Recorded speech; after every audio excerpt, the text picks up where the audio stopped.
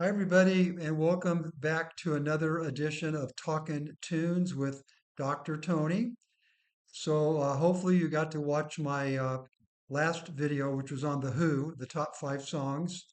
So, I thought it's only fair to continue on with the top five songs for Led Zeppelin.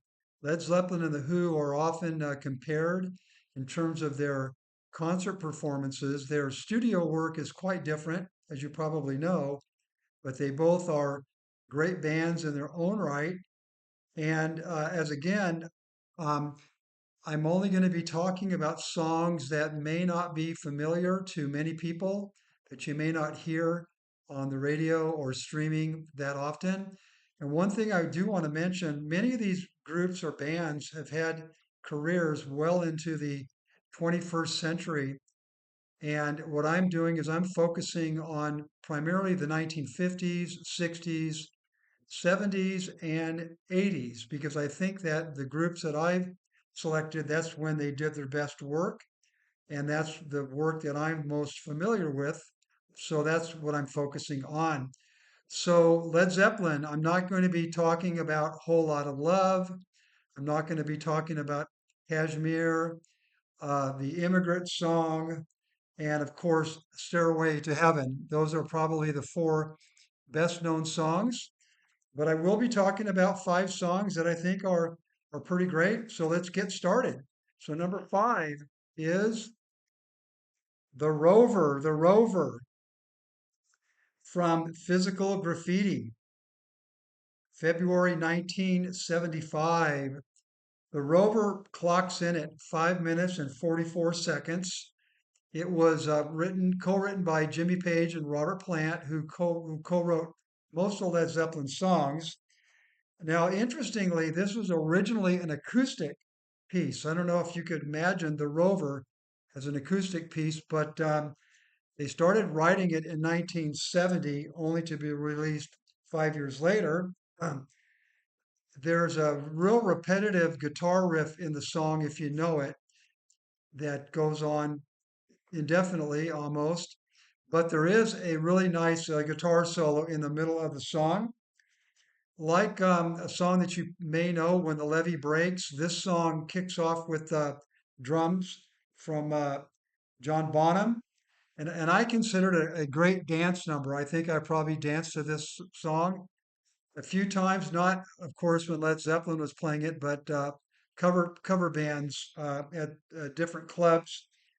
And there's very minimal production in this song, but I think it's a really great song and it reached my number five uh, spot on my list of five. The next one is from the first Led Zeppelin album. And here you go, Communication Breakdown. So off of Led Zeppelin 1, very short song. It's the shortest of the five that I'm talking about today.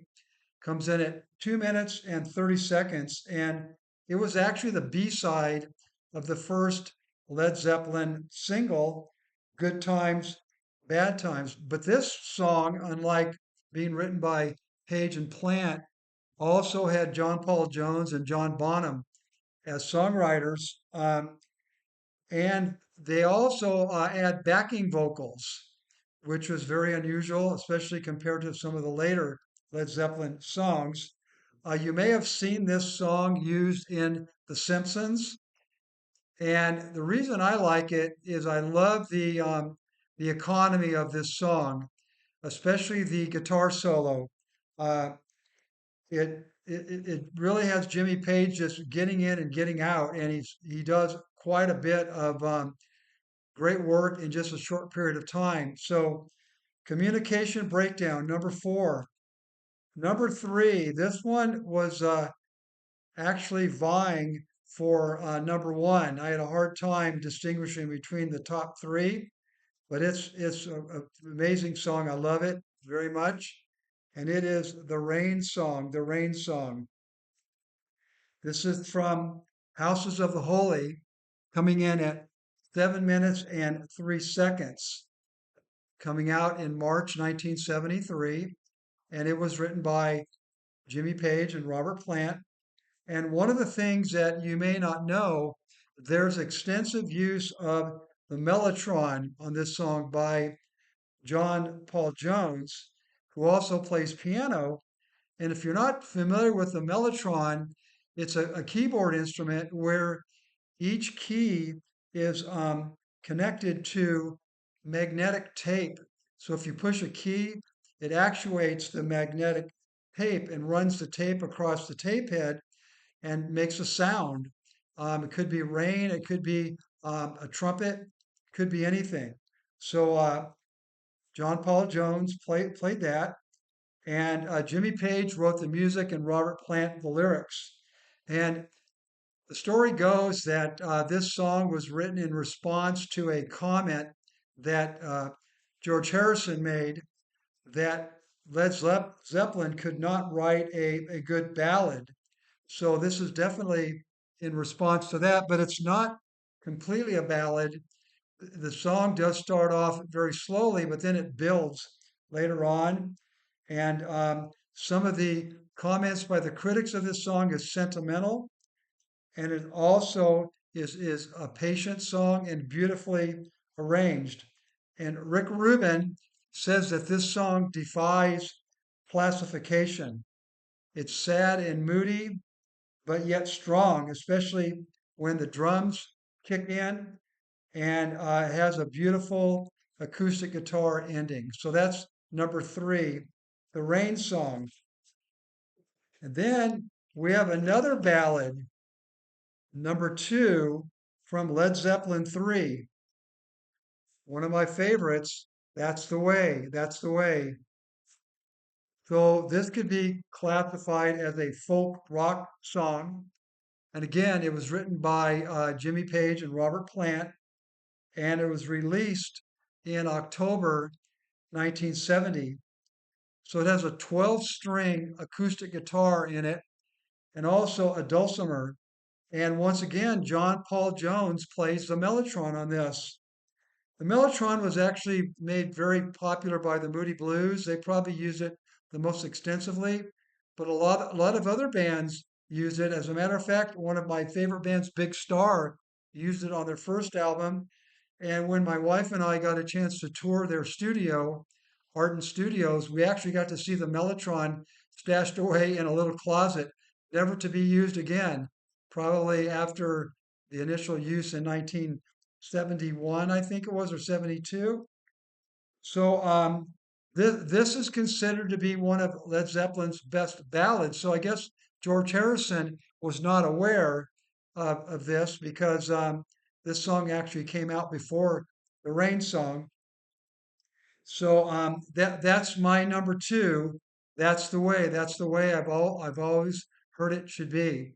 So number one, as with the Who, I picked my top five Led Zeppelin songs from five different albums. So one of the albums that has not been represented today is Led Zeppelin 2.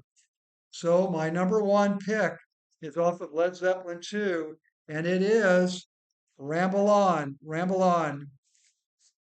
released in 1971, I think. I didn't write the year down. Um, but it reached number one, this album, Led Zeppelin 2, in the UK and the US.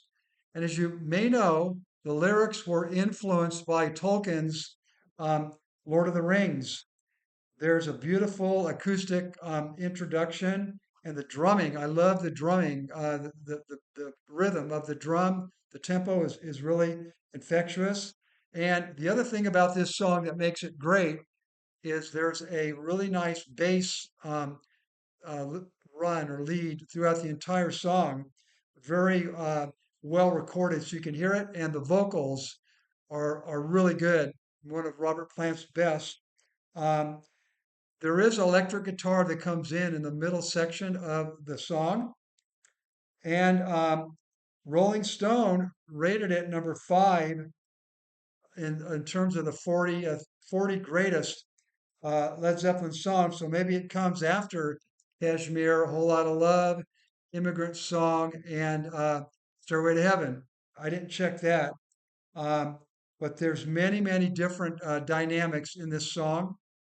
So, I love Led Zeppelin's quieter songs. That's why the Rain song and That's the Way clocked in at the top five. So this song is kind of a blend between the soft and the loud aspects of Led Zeppelin. So, what I was thinking? One way that maybe you could enjoy my video is to have YouTube or Spotify or Apple Music or Amazon Music. Have it handy. You could listen to the song once I announce it, and then you could stop that music and then come back to my video and see what I have to say about it. Especially if you don't know the song, that could make your uh, viewing experience a lot more meaningful. So yeah, so have the music available, then come back to my video and just go back and forth. So let me know what you think about that idea. I'm going to actually pilot that with my wife to see how that goes. But that's it for today. So I look forward to hearing back from you. And if you haven't subscribed or liked my videos, please do so. So I'll be getting ready for my number three, and I think I'm going to do a little sneak peek. I'm going to do David Bowie next. So if you like David Bowie, be sure to check in, and I'll talk with you later. Bye bye.